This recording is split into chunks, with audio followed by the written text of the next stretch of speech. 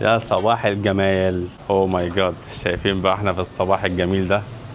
شايفين الحلويات ديت؟ الله، من شقتنا المتواضعه الجديده.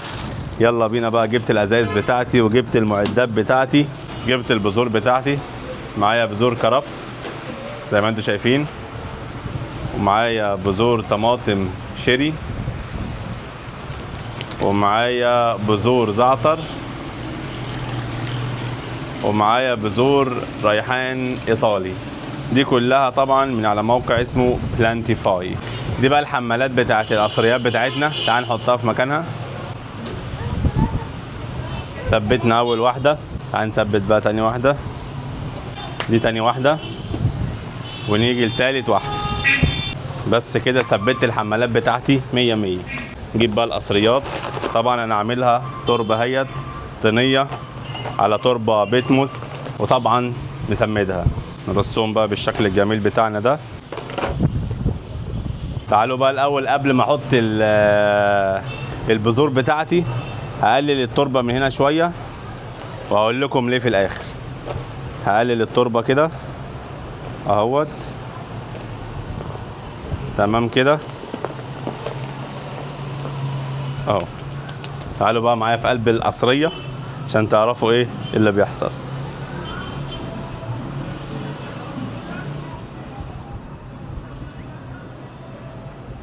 تمام كده، كل حاجه واضحه معاك اهو.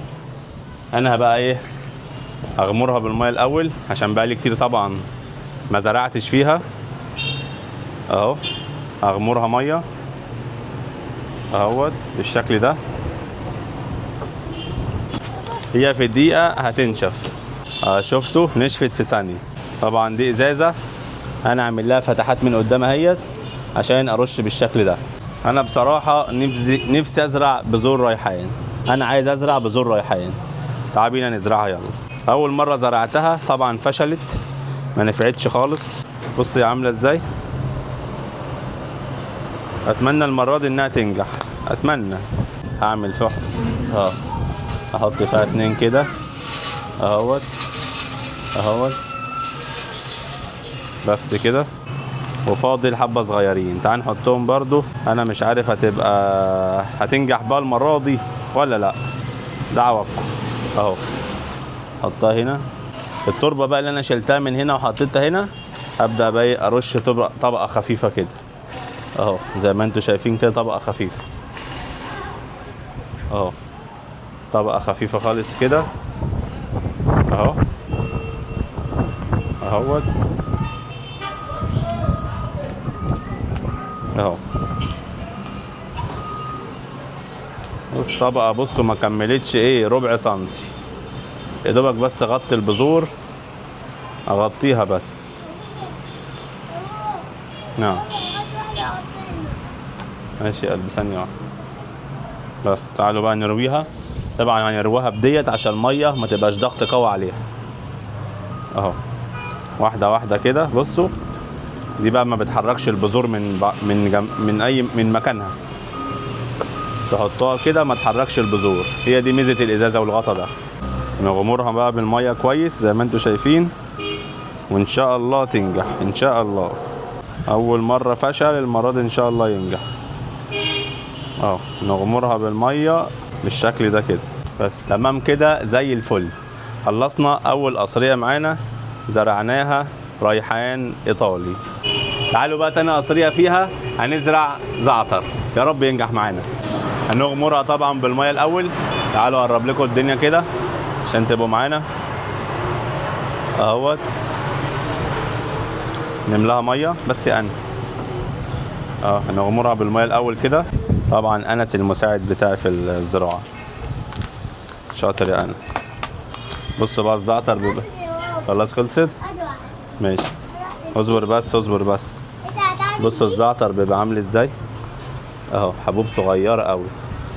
تعالوا بقى نبدره كده، نبدره بالشكل ده كده. نعم وان شاء الله ينجح. بس كفايه كده. تعالوا بقى نغمره بالميه كده بالراحه تاني. ماشي اصبر بس لسه ما زرعتش عندك. ماشي.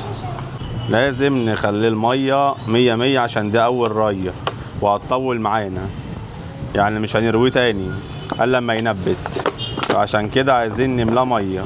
نيجي بقى لتالت قصرية معانا نغمرها برضو بالمية كده. تعالوا بقى نحاول نزرع فيها الكرفس. بص الكرفس بيبقى عامل ازاي، استنى اوريهولكم. بص بيبقى عامل ازاي اهو. واحدة يا باي حبيبي. ماشي يلا خد، يعني نبدره بقى كده واحدة كمان كده. اهو. بعد كده هنبقى نخفه بقى. أنا عايز واحدة. ماشي اصبر بس هنرويه بقى بالشكل ده. ماشي يلا. أنا أنت سبتي. ماشي. هجيب بقى اي اكياس عندي كده قديمه واغطي القصريه بتاعتي عشان العصافير ما تجيش تاكل الزرع بتاعي او تاكل البذور. هنسيبها بقى بالشكل ده كده لحد ما تنبت. متنسوش بقى تعملوا لايك للفيديو وتعملوا متابعه علشان تشوفوا النتائج بتاعتنا بتاعت الزرع، وان شاء الله تبقى نتائج قويه ومية مية. في نهايه الفيديو تحياتي ليكم، اخوكم اسامه ابو انس، وان شاء الله المحتوى هيكمل معانا، وان شاء الله مش هنتاخر عنكم في الفيديوهات تاني. سلام.